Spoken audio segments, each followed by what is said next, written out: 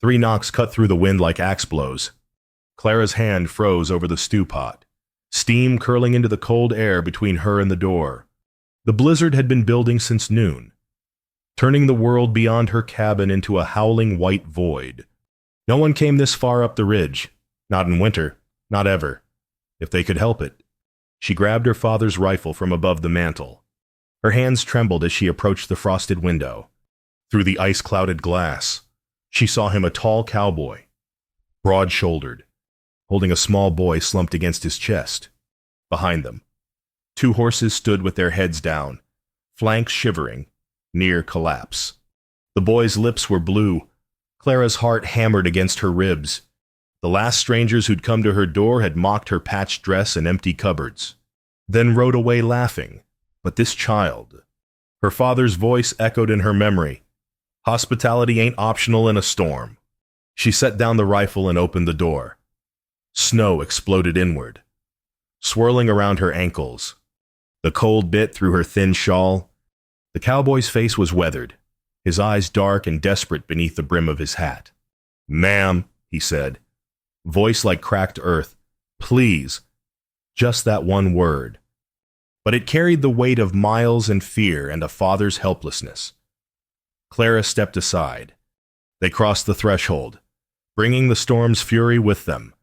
She pushed the door shut, and suddenly the howling wind muted to a dull roar against the logs.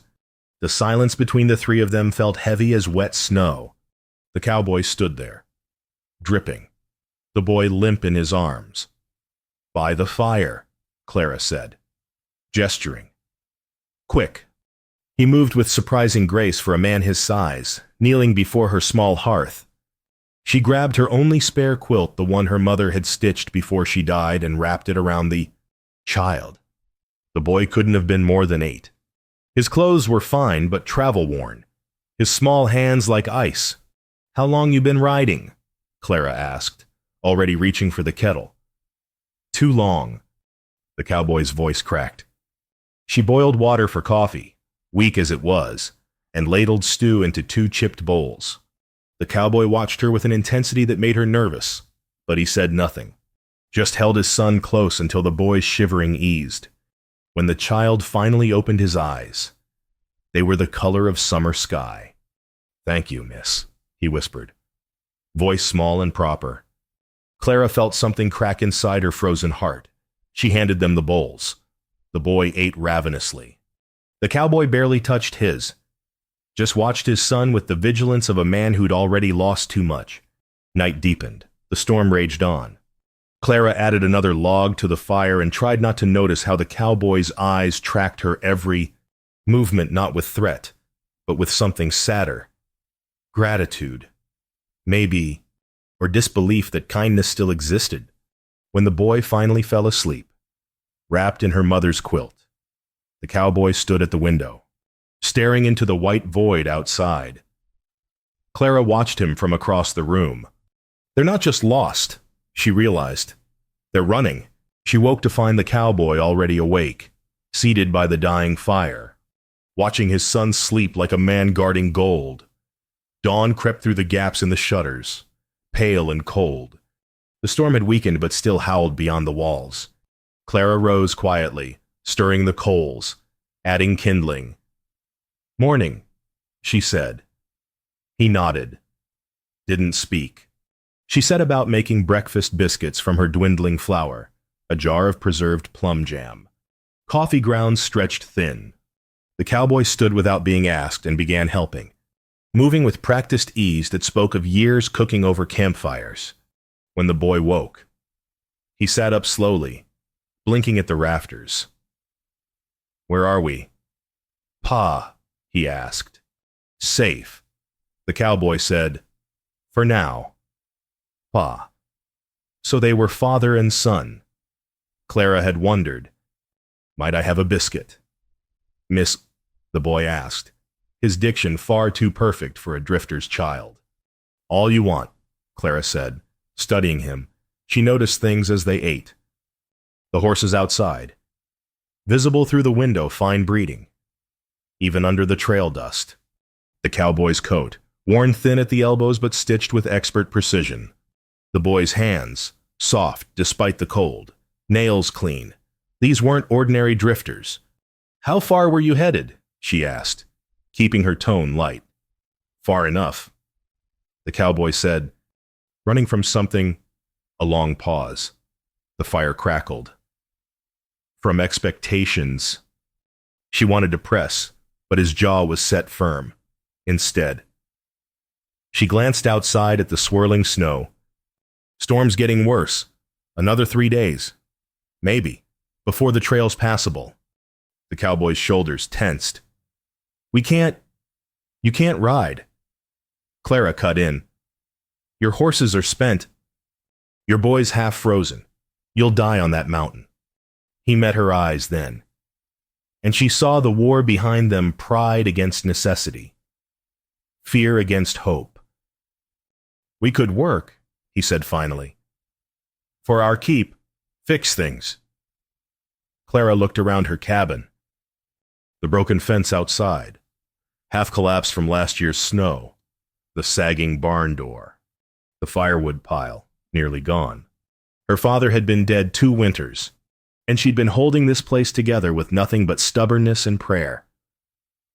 3 days, she said. "Then you ride on." 3 days, he agreed. The boy smiled for the first time, small, tentative, like sun through storm clouds. "I'm Tommy," he said. "This is my pa." "Nathaniel," the cowboy added, as if the name cost him something. "Clara," she said. They shook hands across the rough-hewn table. His grip was calloused but gentle. She felt the warmth of it long after he let go. Nathaniel split wood like a man born to it, rhythm steady, breath fogging in the cold air. Each log falling perfectly. Clara stood at her window, watching. She hadn't heard that sound in 2 years, not since her father's axe had fallen silent for good. Tommy darted around the yard, collecting eggs from the hen house, his laughter bright against the snow. The storm had finally broken that morning, leaving the world white and glittering under a pale sun. The boy ran up to her, breathless. "Miss Clara, 6 eggs. That's the most they've laid all week. Pa says." "Must be happy to have company," Clara said, smiling despite herself. She'd forgotten what it felt like voices in her home, warmth beyond the fire, the simple rhythm of 2 other heartbeats nearby. That evening, while Tommy slept by the hearth, Nathaniel sat across from her at the table. He'd repaired her barn door, rehung the chicken coop gate, and chopped enough firewood to last her the rest of winter. "Your father raised you right," he said quietly. "He raised me alone," Clara replied. "Mama died when I was born. He did his best. So am I." Nathaniel's eyes drifted to Tommy. "His mother, year ago." Clara's chest tightened. "I'm sorry. She was good, better than I deserved." He paused. "Died bringing our 2nd child. Baby didn't make it either." The words hung in the air like frost. Clara didn't know what to say, so she said nothing. Just reached across the table and touched his hand briefly. He looked at her touch like it was something holy. Later, after he'd gone outside to check the horses, Clara found a gold pocket watch on the floor fallen from his coat when she'd hung it to dry. She picked it up, turned it over. Engraved on the back, NTH, and a family crest she didn't recognize. Her breath caught. This wasn't a drifter's watch. This was wealth. She tucked it back into his coat without a word. The 3rd morning dawned clear and cold. The trail down the mountain was passable now. She heard Tommy's voice outside, pleading. "Can't we stay longer? Pa, I like it here." Nathaniel's answer came soft through the door. "So do I. Son, so do I." Clara stood frozen at the stove, heart hammering. She should let them go. She barely knew them. They'd be gone in an hour, and her life would return to its quiet, lonely rhythm. But when Nathaniel came inside, She heard herself say, "Your horse threw a shoe. Should check it before you ride." It was true she'd noticed yesterday but said nothing. Nathaniel examined the hoof, nodded slowly. One more day. Then, Tommy's whoop of joy echoed across the ridge. Clara turned away, hiding her smile. One more day, she told herself. Just one more. The silence after the storm was louder than the wind. Clara woke on the fourth morning to brilliant sun on snow. The valley below visible for the first time in days. Smoke rose from the distant town, thin gray threads against the blue. She found Nathaniel outside, saddling his horse. Tommy sat on the porch steps, face buried in his hands. Her stomach dropped. "You're leaving." "Trail's clear," Nathaniel said, not looking at her. "We've imposed enough." "You haven't, we have." His voice was firm, but she heard the lie beneath it. He didn't want to go any more than she wanted them to leave. Tommy lifted his head. His eyes were red. "Miss Clara, please, can't we stay?" Clara's throat tightened. She looked at Nathaniel, saw the tension in his shoulders, the way his jaw worked like he was chewing words he couldn't say. "The shoe," she said suddenly. "It's fixed." Nathaniel paused. "Yeah, let me check it." She moved past him, crouched by the horse, ran her hand down its leg. "The shoe was secure, but this one's loose," she said, pointing to the front hoof. It wasn't, but he couldn't see from where he stood. Nathaniel came closer, examined it, frowned. "Damn, must have missed it." "Should rest another day," Clara said, standing. Can't risk laming him on the trail. Their eyes met. He knew she was lying. She knew he knew, but he nodded anyway. One more day. That afternoon, they worked side by side in her small kitchen. Clara taught Tommy how to make soap from lye and ash. Nathaniel built her a new woodshed, sturdy, level, the kind that would last decades. Evening came soft and golden. They cooked together, moving around the small space like they'd done it 100 times. Tommy set 3 plates without asking, after the boy fell asleep. Clara and Nathaniel stood outside under the stars. The sky was impossibly clear, the Milky Way a river of light overhead. "I should tell you something," Nathaniel said quietly. Clara's heart stuttered. "Not yet." He looked at her, surprised. "When you're ready," she said. "No rush." They stood close, breath mingling in the cold, for a moment. She thought he might kiss her. She wanted him to. But then Tommy cried out from inside nightmare and the moment shattered. Nathaniel went to his son. Clara stayed outside, watching the stars blur. She was falling for them, both of them, and she had no idea who they really were. When she finally went inside, she saw torchlights moving up the valley trail. 3 riders, coming fast. Nathaniel saw them too. His face went hard as stone. "Get inside," he said. "Lock the door." But it was too late. Hoofbeats thundered into the yard. Lucas sat his horse like he owned the mountain. Maybe he thought he did. He was younger than Nathaniel by a decade, dressed in fine wool despite the cold, his face carrying the soft arrogance of inherited wealth. 2 ranch hands flanked him, men with guns on their hips and dead eyes. "I heard you got company, Clara," Lucas called out, his voice dripping false concern. "Came to check you're safe." Clara stepped forward, chin lifted. "I'm fine. You can leave." Lucas's eyes slid past her to Nathaniel, who stood silent in the doorway, Tommy half hidden behind him. "Who's this?" Lucas asked. Nathaniel said nothing, just stared, still as a predator. Lucas's smile sharpened. "Drifter outlaw." He leaned forward in his saddle. "Clara, you know better than taking in strays. People will talk." "Let them talk," Clara said, voice cold. "Railroad's coming through." Lucas continued, as if she hadn't spoken. Your land's in the path. I'm authorized to make you an offer. Fair price. More than this rock pile's worth. Not for sale. Shame. Lucas's tone turned cruel. Banknotes due in spring. Heard you're already late on payments. Hate to see you lose everything your daddy worked for. Clara's hands fisted at her sides. She'd been stretching payments, begging the banker for extensions. How did Lucas know Nathaniel took a step forward? The movement was subtle, but Lucas's horse sidestepped nervously. What's your name, friend? Lucas asked, voice tight. Doesn't matter. A man who hides his name's hiding more. Lucas looked at Clara. Check his saddlebags. See what he's really running from? Get off my land, Clara said, voice shaking with fury now. Lucas laughed. Your land. For how much longer? He tipped his hat mockingly. Think about my offer. Clara, before you lose everything. He wheeled his horse and rode off, his men following. The sound of hoofbeats faded slowly, leaving only the wind. Clara stood frozen, shame and anger warring in her chest.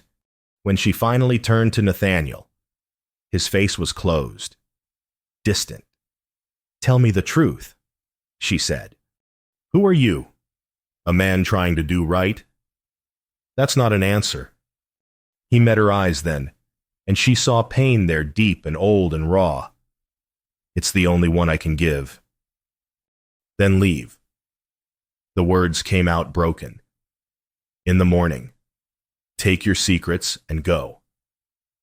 Tommy appeared in the doorway, tears streaming down his face. Miss Clara, no, I'm sorry, she whispered, but she didn't know if she was apologizing to the boy or to herself. She went inside and closed the door. That night, she didn't sleep. Just listened to Nathaniel packing their things in the pre-dawn darkness, each sound like a nail in her chest. She didn't watch them leave. Couldn't bear it. Clara stood at her window as the sun rose. Listening to Nathaniel's low voice trying to console his sobbing son, Tommy didn't want to go. He clung to the porch rail, to his bag, to anything that might keep him there. She asked us to leave, Nathaniel said, gentle but firm. A man respects that. Oh, but Pa, we can't leave her. We can't. Son, she's the only home we've had since Mama died. The words pierced Clara's heart. She pressed her forehead against the cold glass, tears streaming silent down her face. She heard Nathaniel lift Tommy onto his horse, heard the boy's muffled sobs, heard the creak of leather as Nathaniel mounted, then hoofbeats. Growing fainter. Gone. Clara slid down the wall and wept the first real tears since her father's death. Great, racking sobs that shook her whole body. She'd survived 2 years alone through sheer will and spite. But this. She'd driven away the only people who'd made her feel alive. Hours passed. The sun climbed higher. Clara sat numbly at her table, staring at the 3 plates still set from last night's dinner. The knock startled her. She opened the door to find old Moses standing there, her nearest neighbor, 5 miles distant, a hermit who rarely ventured out. Saw them leaving, Moses said, his weathered face creased with concern. You sent them away. Clara nodded, not trusting her voice. Moses sighed and stepped inside, uninvited. You know who that was? She shook her head. Nathaniel Thorne Harrison, railroad baron's heir. Richest family in 3 territories. The name hit her like a fist. Harrison, the railroad Lucas had mentioned, the one coming through his family's railroad. His wife died a year back. Moses continued. Birthing their 2nd child. Baby didn't make it neither. He walked away from the empire. Took the boy. Been living rough ever since. Trying to teach him different values. They say... Clara's hands were shaking. Why didn't he tell me? Would you have treated him the same? Moses asked quietly. Or would you have felt like charity? She closed her eyes. He was right. She would have felt indebted, inferior. He'd wanted to be seen as just a man. She'd given him that, and then taken it away. Lucas found out, Moses said. Plans to expose him in town tonight, force him back to the family, ruin whatever peace he found. If Harrison's embarrassed publicly, he'll leave the territory for good. Clara's head snapped up. When a happening now, town square, she was already moving, grabbing her father's coat, running for the barn. Storm's coming again, Moses called after her. I've ridden through worse, Clara shouted back. She saddled her mare with shaking hands and rode down the mountain like her life depended on it. Because maybe it did. The trail down was treacherous ice hidden under fresh snow, switchbacks narrow enough to make her stomach lurch. Clara pushed her mare harder than she should have, but she couldn't stop. Wind bit at her face. The sky darkened, heavy with the promise of another storm. But all she could see was Tommy's tear-streaked face, Nathaniel's resigned silence. I was going to tell you. I just wanted one more day where you looked at me like I was just a man. She understood now. He'd been running from a world that wanted to shape his son into something hard and cruel. He'd found softness in her cabin, found kindness, found himself again, and she'd sent him away for keeping the very secret that had saved them both. The town came into view as night fell, windows glowing. A crowd gathered in the square. Clara heard Lucas's voice before she saw him, loud and performative. There he is. Nathaniel Harrison hiding like a coward. Clara kicked her horse faster. The crowd parted as she thundered through, mud spraying. And she pulled up hard in the center of the square. Lucas stood on the hotel porch, gesturing dramatically. Nathaniel stood below, face stone. Tommy pressed against his side, crying. Clara dismounted, legs shaking. Every eye turned to her townspeople who'd watched her struggle and never offered help, who'd laughed at her father's dreams and her own stubborn pride.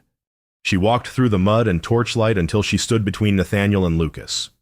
That poor girl's got something to say, she announced, voice ringing clear. Lucas sneered.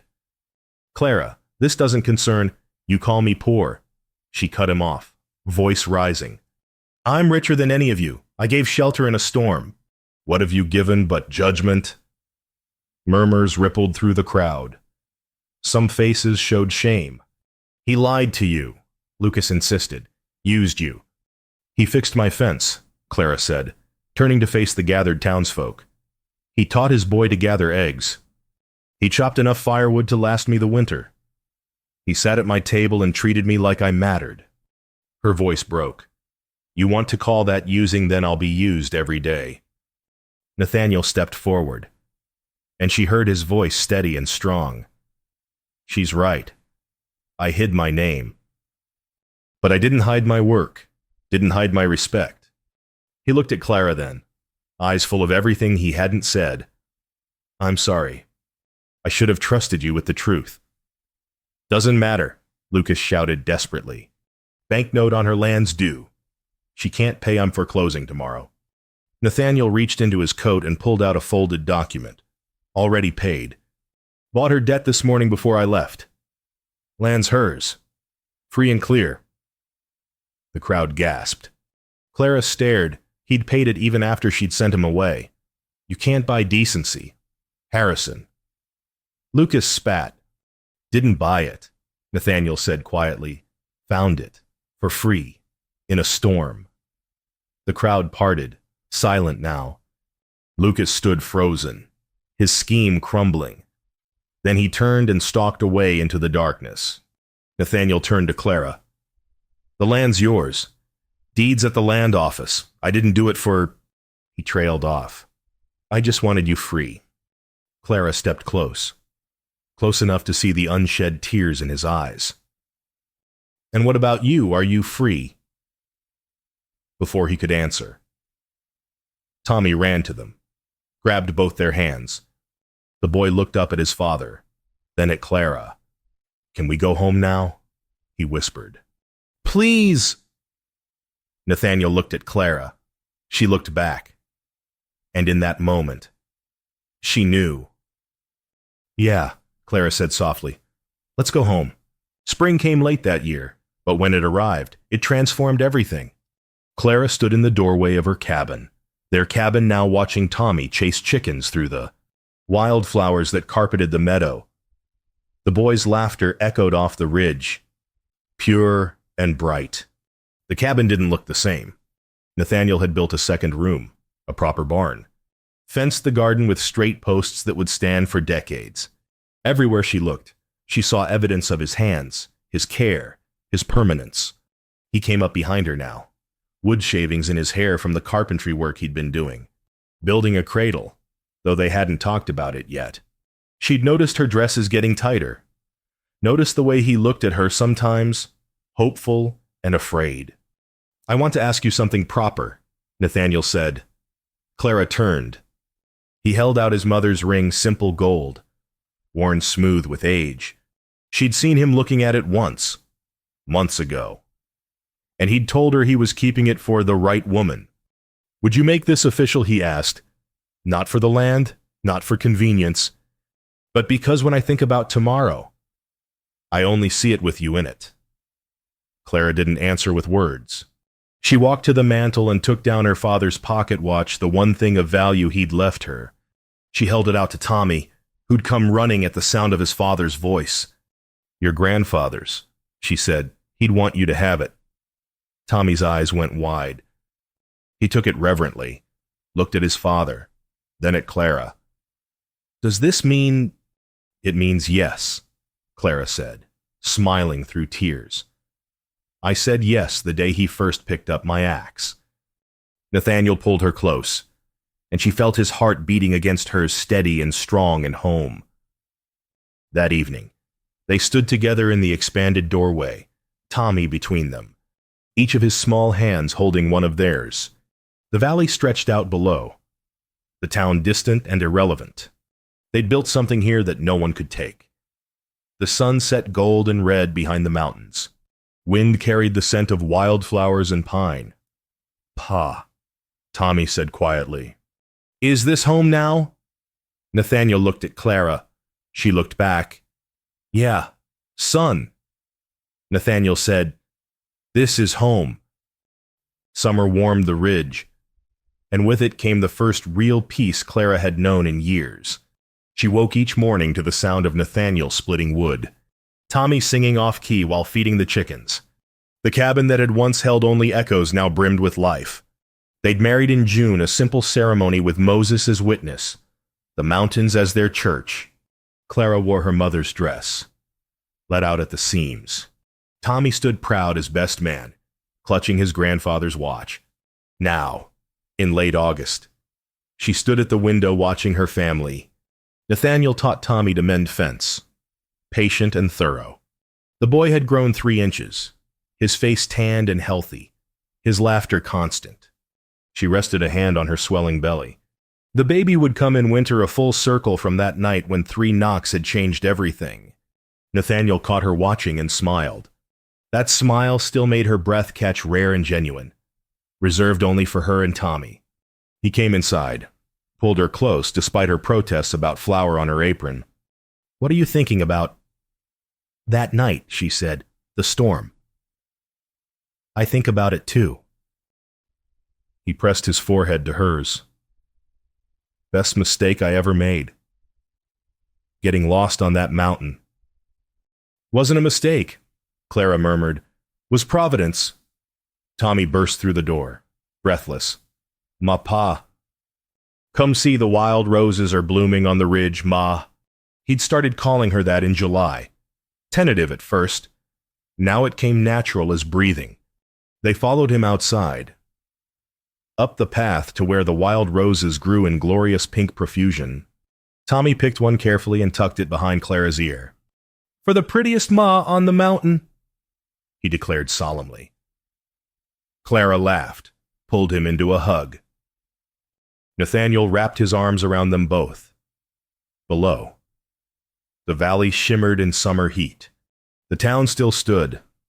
Lucas still schemed. The railroad still came. But none of it touched them here. They'd built their own world log by log, choice by choice, day by day. That evening, After Tommy fell asleep, Clara and Nathaniel sat on the porch watching fireflies dance in the meadow. She leaned against his shoulder, his arms solid around her. "You ever regret it?" she asked quietly. "Giving up your old life?" Nathaniel was quiet for a long moment. Then, "I didn't give it up. I traded it. For something real." He tilted her chin up, kissed her softly. "Best trade I ever made." Stars wheeled overhead. The cabin stood solid behind them, smoke curling from the chimney, roots deep in the rocky soil. Like her, like them, she'd opened her door to strangers in a storm, a cowboy and his grieving boy. They'd walked in and never left. And somewhere between the firewood and the fences, between the fear and the trust, they'd stopped being strangers. They'd become hers. And she, finally, had become theirs. The wind carried the scent of wild roses and wood smoke. Tommy's soft breathing drifted through the open window. The baby kicked beneath her heart. Clara closed her eyes and smiled. This was home. This was family. This was the life she'd been waiting for without knowing it, born from 3 desperate knocks on a winter night. Grown into something beautiful and permanent and real. The storm had passed, but what it left behind would last forever. The end